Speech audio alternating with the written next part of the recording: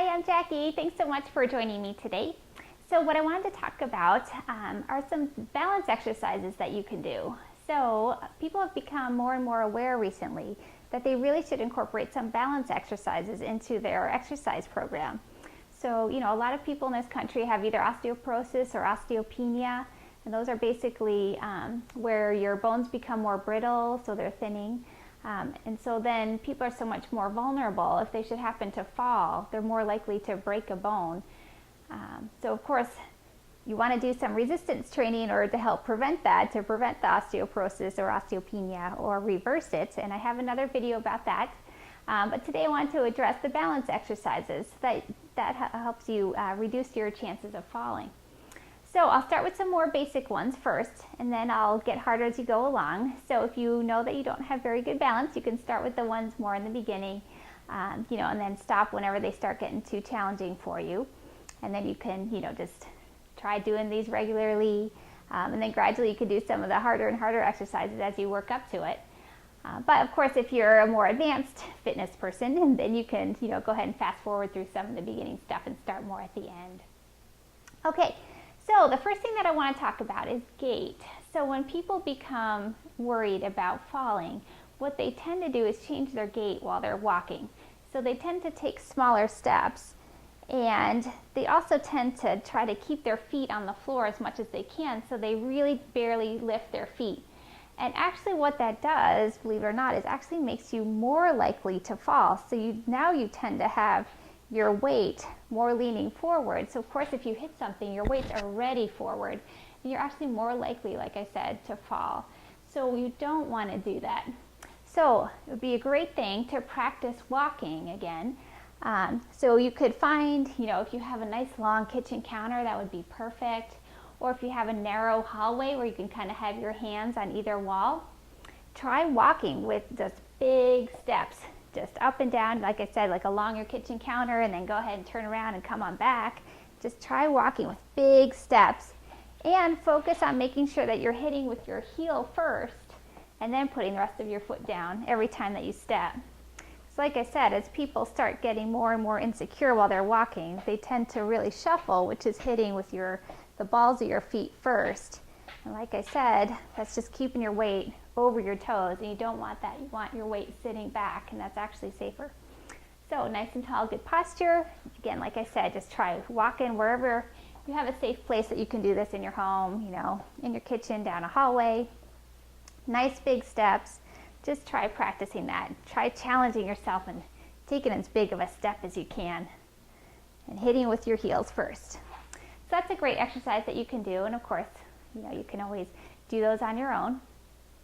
And then another thing, if you have a kitchen counter, or, I'll use my nice fireplace here, let's do something where, you hold on as little as possible. So if you have to hold on, with a whole hand in the beginning, that's okay, but work up to trying to use your hand as little as possible. So you can try just having one thumb or one finger on there if you can work up to that, or just a couple fingers. And then again, like I said, just gradually working to trying to use your hand as little as possible, so maybe even not using it. So great thing to do some leg circles. So again, trying not to hold on.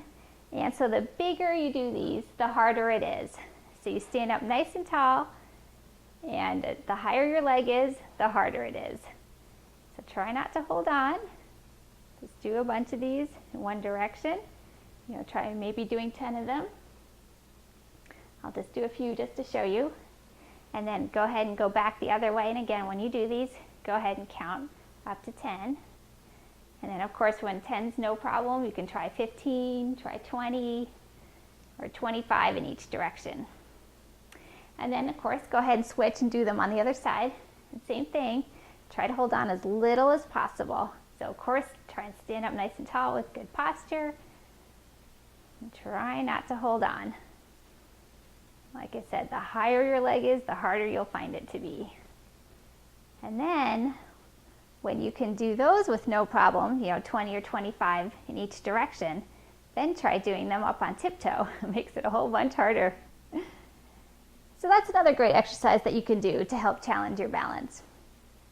So then, when you're ready to progress, try doing some lunges. So basically what you would do is take a nice big step, and then if you have a floor where you can see, either seams like in wood floors, or if you have grout lines, in a tile floor, try to see if you can line up your feet so that they're right in front of each other, because that's making your base as narrow as possible, which makes it harder for you to balance.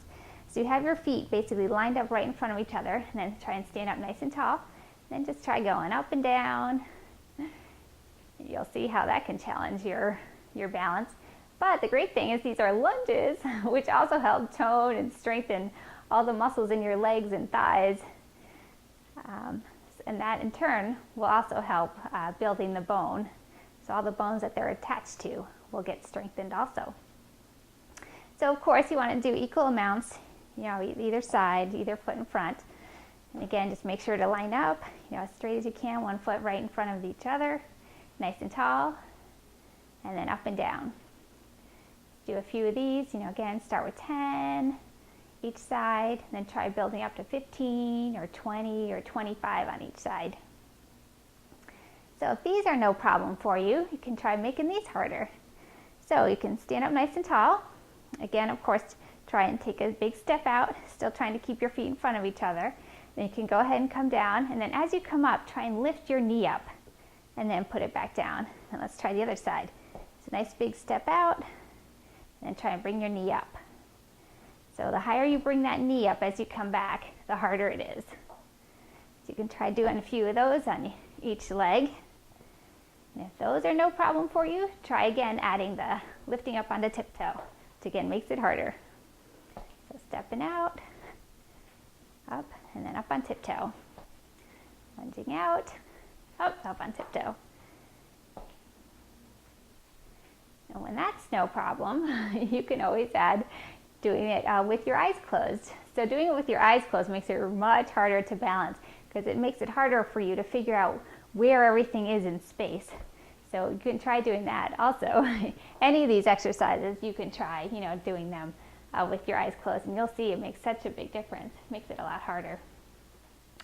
So there you go. There's a bunch of ideas for you for some balance exercises. There are tons. There are so many exercises that you can do, and also just trying to stand still, just literally standing on one foot. That's of course also a good balance exercise.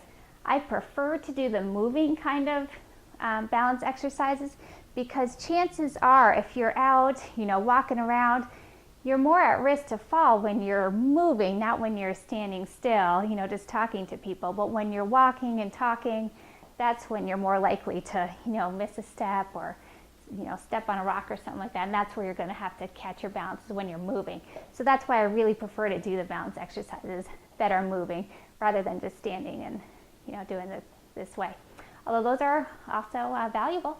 So if you have time to do those during the day too, maybe while you're standing in line at the grocery store or something, try doing some little balance exercises. Maybe nobody will notice. But anyway, so like I said, those are some ideas for you to help you, practice improving your balance, and hopefully again decrease your risk of falling and keep you safe and healthy. So again, thanks so much. Please watch some of my other videos on my YouTube channel. That's Body Definitions. And I'm Jackie. Thank you.